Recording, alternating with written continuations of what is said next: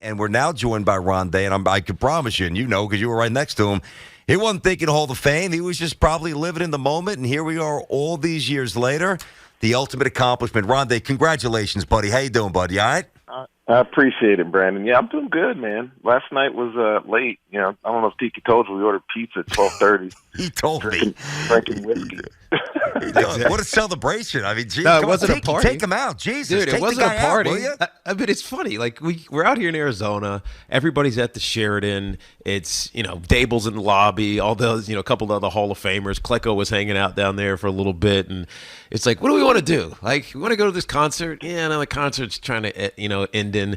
We're out here with Superbook Sports, and they were kind of taking care of us. And Kristen Mackey, who was with us, was saying, let's go to the party. Let's go get dinner. We're just like, you know what? Let's just order from the bar that's right in front of us.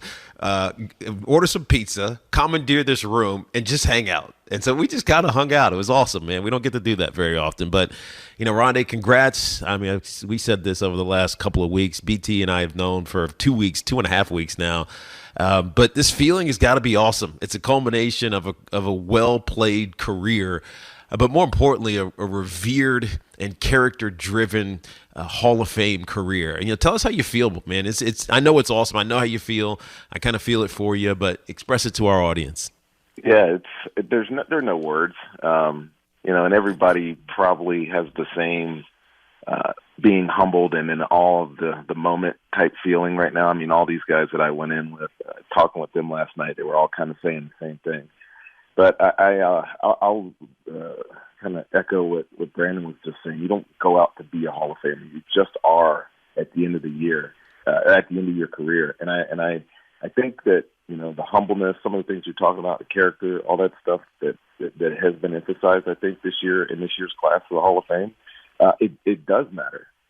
Because when you finish your career, Tiki, you know this, man, you see it. And if you had a successful one, your only next step is the Hall of Fame. There's nothing else football related, unless you go into TV or do whatever. There's nothing else football related that's going to bring you back to what you did as a professional. And for me, that journey, that part of my journey is now done. And there's some relief there for sure, but I'll say it like this.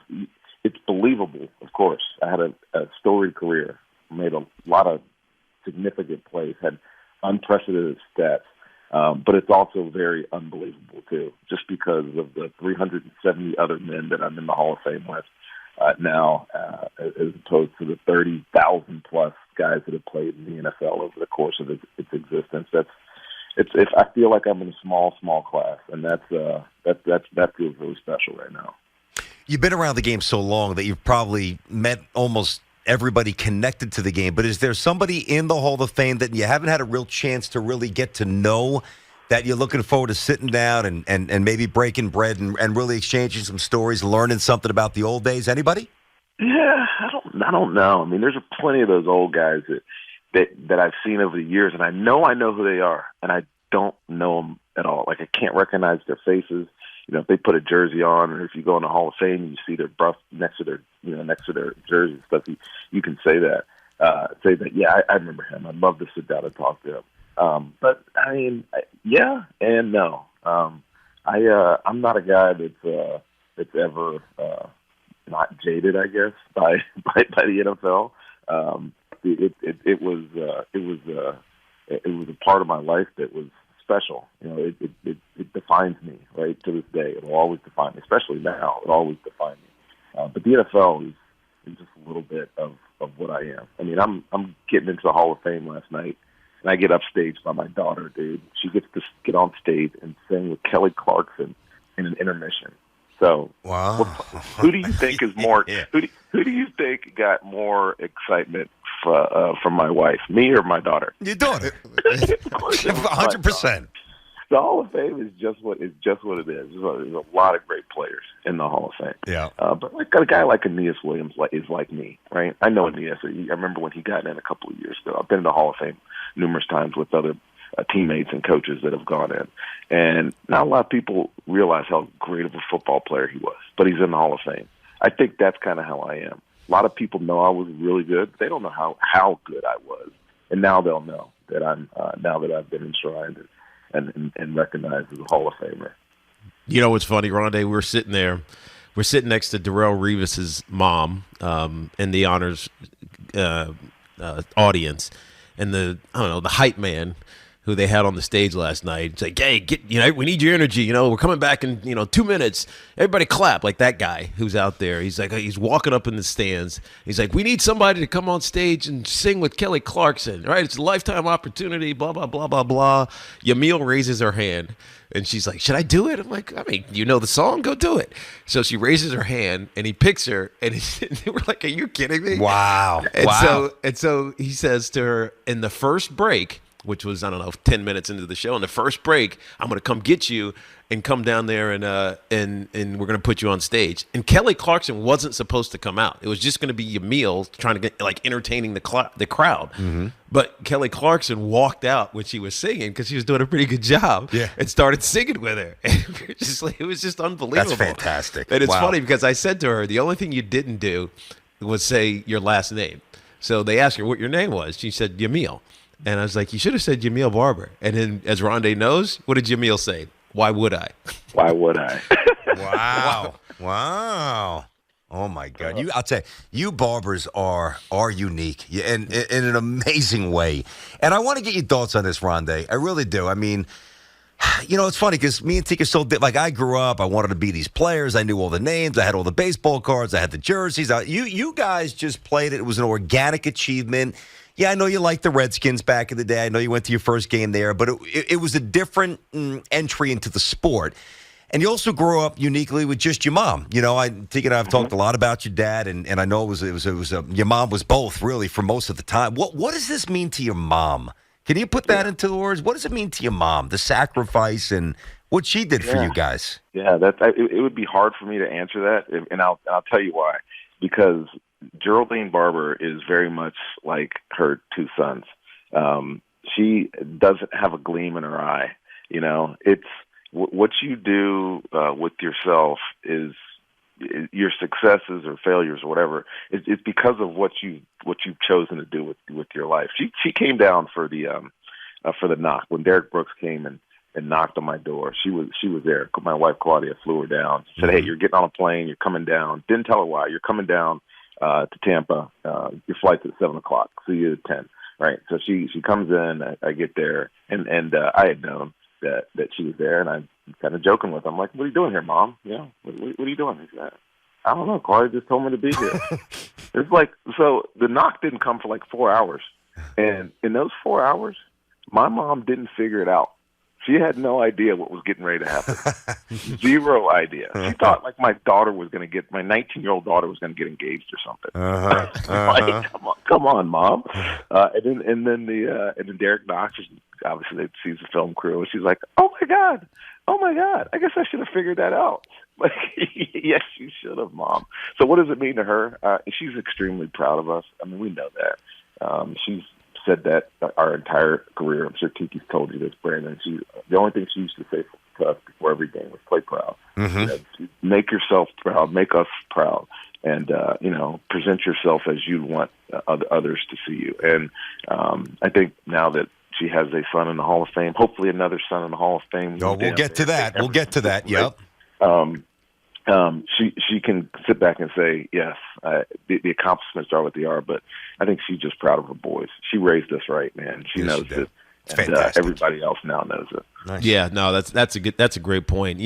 One of the things that I think a Hall of Fame induction does is it starts to point or shed light on the guys around you, first of all, because every one of you all on the dais, or not the dais, but the press conferences they had after you guys were announced at the honors, basically talked about your teams, right? And Zach Thomas is talking about, if my defensive line had a bad day, guess what? I had a bad day. Yeah. It just is what it is. And your team was unique, the one that I guess defines your career, which was that 2002-3 Super Bowl team. You guys destroyed the Oakland Raiders and beat the Philadelphia Eagles in the championship game. But now there are four, right? There are four players from that one team in the Hall of Fame. And it kind of feels unprecedented. I'm sure there's some other situations Steelers. like that.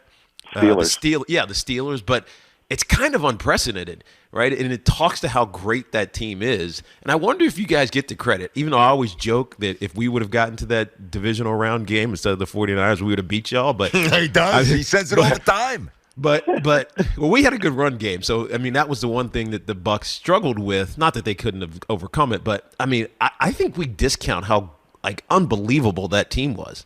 Yeah, there's a lot of stories about that, and now a show documenting how well that Baltimore Ravens defense was to beat up y'all in your Super Bowl back in 2000. But the reality is, I think, Tiki, you just nailed it. There's 4 Hall of Famers and technically a Hall of Fame coach. Tony Dungy was the one that was part of the architect of that defense you're talking about, with Brooks, Saps, and Lynch, and now me. There's a Super Bowl MVP, Dexter Jackson, on that team. Brian Kelly was a great corner on that team. He led the league in interceptions that year of our Super Bowl.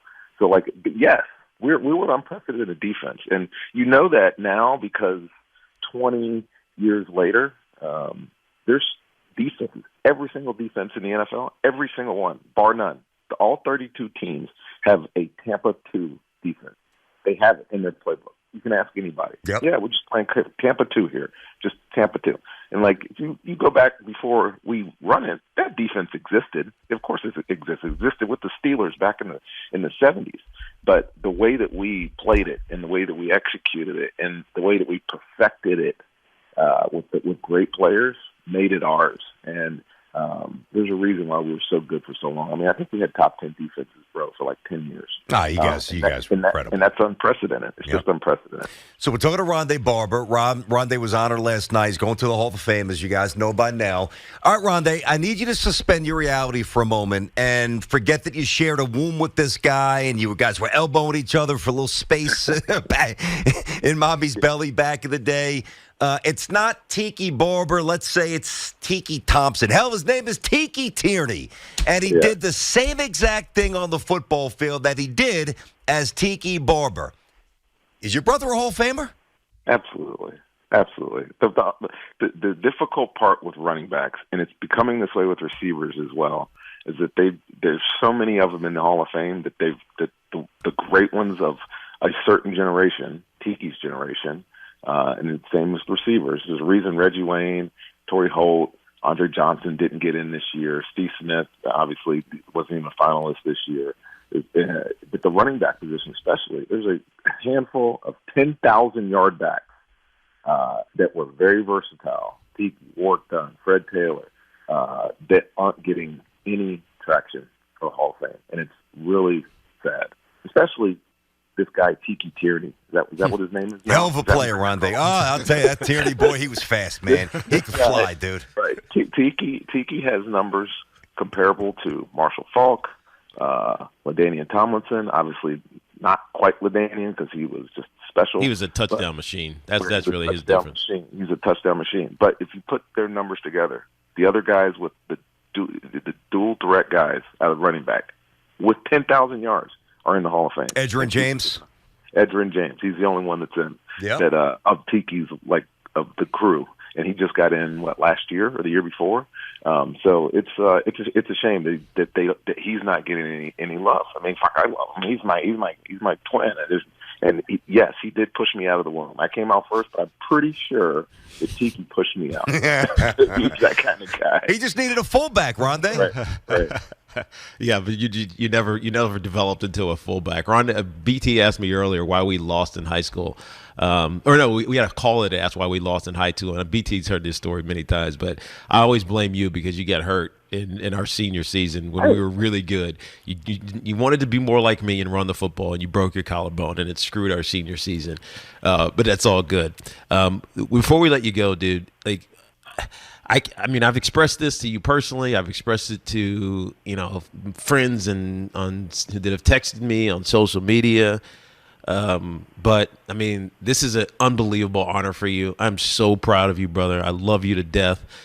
This is amazing for you. And I'm glad I'm going to be up there in Canton in August. I think it's 5th or so, whatever that third to 6th weekend, to share the actual induction into the Hall of Fame. and help you put on a gold jacket that's going to define you for the rest of your life. And by extension, it defines me. I'm just happy for you, man. I love you, brother. I love you too, Teak, man. This is I'm in means you're in. It was funny yesterday, BT, where my guy from the Bucks was sitting there filming, and I walk into the house where Tiki's staying. I'm like, hey man, I haven't seen him. The first time I've seen him since I've been announced as a Hall of Fame. And first thing out of Tiki's mouth, he's like, "Oh, if you're in, I'm in." Yeah. And Ronde, he means it. That's the he means it. I know he does. That's the special part about you guys. I appreciate it. Dude, awesome. Revel, that Barber family, and I've said it before, uniquely special. Awesome for your mom, awesome for your pops, awesome for your wife and your kids. And obviously, Tiki just expressed what he expressed. But from my heart, congrats, dude. Really well earned, and I'm really happy for you. Appreciate it, BT. Tiki, I'll see you later. The party's starting. Here we go. Yeah, man. It's go time. Bring the alcohol when you come this time. Nice. Bring See a couple you, of gummies. Why not? You're in the Hall of Fame. Let's go. See you later, man.